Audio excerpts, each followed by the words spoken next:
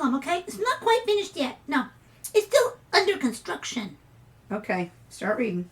Okay, it says in the book, says that when the Jews in other parts of the world heard about the troubles the people who had returned to Jerusalem were having, they wanted to help them in some way. So this Ezra, he did his part, by taking God's word to them and teaching them how to obey it.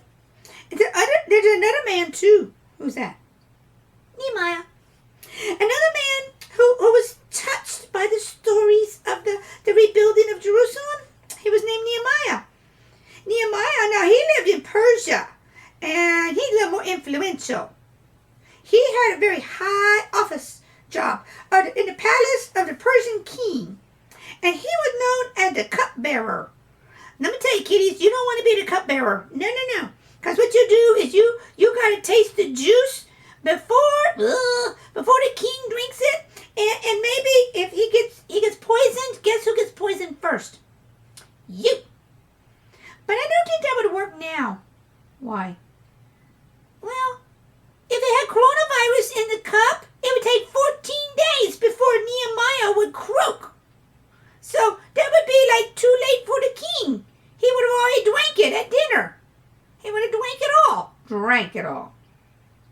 Yeah, slurped. So this is not a really good job to have. Just keep talking about it. Okay, so he was known as the cupbearer. Lousy employment. This meant that he tasted the king's wine before he gave it to him and made sure he wasn't poisoned. Told ya. And if you see that the king trusted Nehemiah quite a bit. And then one day, Nehemiah, he talked with some of those people who had come from Judea. Sure. Judea. Okay, I finally got it out. The people in Jerusalem now, they are really in trouble, they told him. The walls of the city are broken down and the gates have been burned. This news made Nehemiah very sad because he remembered the city. He had seen postcards of it. No, he hadn't. He saw Instagram? No. Facebook? No. He just knew it looked better? Yes. Okay, well, he tried, and he cried, and he prayed to God to help those people in Jerusalem. Give them a little more oomph, God. Come on, give them a little more get to it. And at dinner time, when Nehemiah served the king his wine, the king noticed that Nehemiah was a little bit glum, unhappy. And so he asked him, says, why do you look so sad? Bet you he thought it was poison juice. So he asked his servant this. He says, I do not think that you are sick. Are you sick? Because you're sick, I'm going to get sick. And it was his heart that made him sad.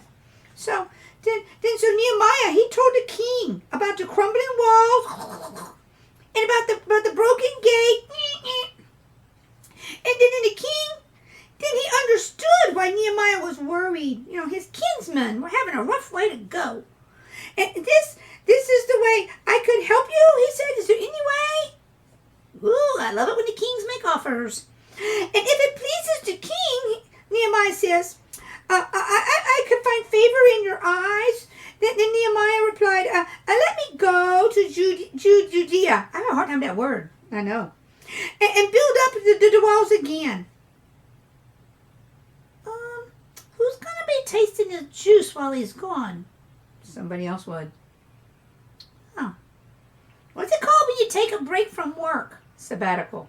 Yeah, he needed a sabbatical. So, the king says, how long would it take you to be gone? And when could you come back? So he's making a deal. Yep. So he and Nehemiah, they talked about it and decided upon a time that Nehemiah to return. A sabbatical. I got it. And then the king, he gave Nehemiah some letters to the rulers of the other countries through which he would travel. Like, don't arrest Nehemiah. He's on an act of mercy. Let him go. Like that. A passport. That's it, a passport. Yeah, he gave him a passport.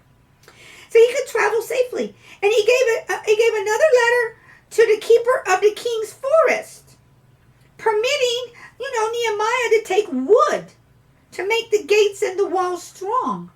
Cool. He's supporting the cause. Mm-hmm. Then the king, he was very good, and he gave Nehemiah other stuff he needed too. Yeah. Wow.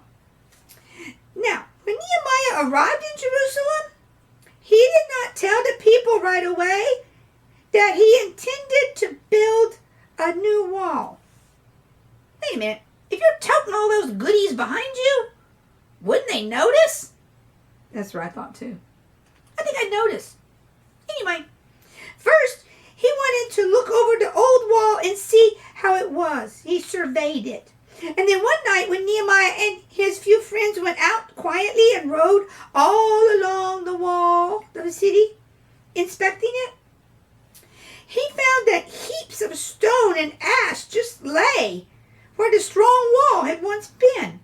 Hey, it's ready-made building equipment. Yeah, Right. just pick it up and put it back. Sort of. And in some places, well, it was better than others. Worse. It was worse than others. The horse that he was on could not even walk around and over the rubbish. Yeah, too much in one heap. So the next day, Nehemiah, he went to the rulers. He's ready to talk. And he told the priests of Jerusalem this. He says, you can see that you are in trouble, right? And your city wall is wide open, right? Come, let us build a wall around Jerusalem. What was that? The wall around Jerusalem. And we will help to keep it safe again. So the people, they listened to Nehemiah and they admired him and he even became like the king of Persia. They told him that he had given him permission to come to the city. Yeah, they listened. And they were eager to follow him in building the walls, for they knew what he said was true. Everyone agreed to build some part. Yep, everybody do your fair share. Whether it was just a little small portion in front of your own house, or maybe a long section. Yeah. So even some of the women, they helped to build. Let me think about that. Women weren't allowed to do that stuff back then, Not so much. but they'd be good at it, right? Mm-hmm. They know how to mix cake batter Mm-hmm. and make bread dough. Mm-hmm. Then they could mix mortar. Yeah. And they could make patty cake bricks. Mm-hmm. Yeah, women would be good at this. Except you. You would burn all your bricks. Sorry. She's not a very good cook. It's okay. There's always potato chips in the house. Don't worry. Now, you see, these Samaritans who had tried to stop Zerubbabel from building the temple, they heard about the Jews again trying to build up the big city. And these Samaritans, they did not want Jerusalem to be strong again because you know what last time it happened? They got attacked. So they can keep the low guy low, keep the little guy down. That's what they're thinking. And they tried again to make trouble for the Jews. They made fun of them. They would go up and go like, what you doing? And then they would say, you know that's going to fall down. And they would even say something like, why, a fox could break down that wall. That hurt my feelings they said that. Well, that's what they said.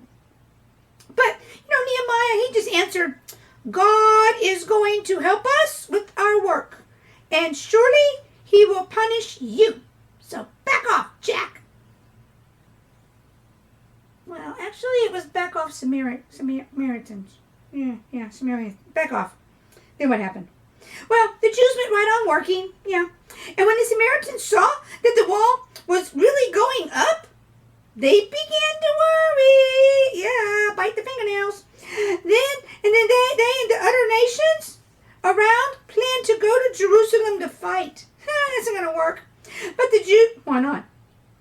Because God's on their side. But the Jews, they prayed to God to help them, and Nehemiah gave orders for half of the men to build and half of the men to stand guard with their spears and their swords. Swords. Now we can't say that word.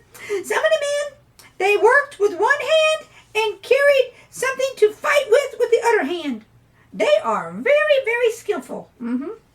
Now, sure enough, God stayed with his people.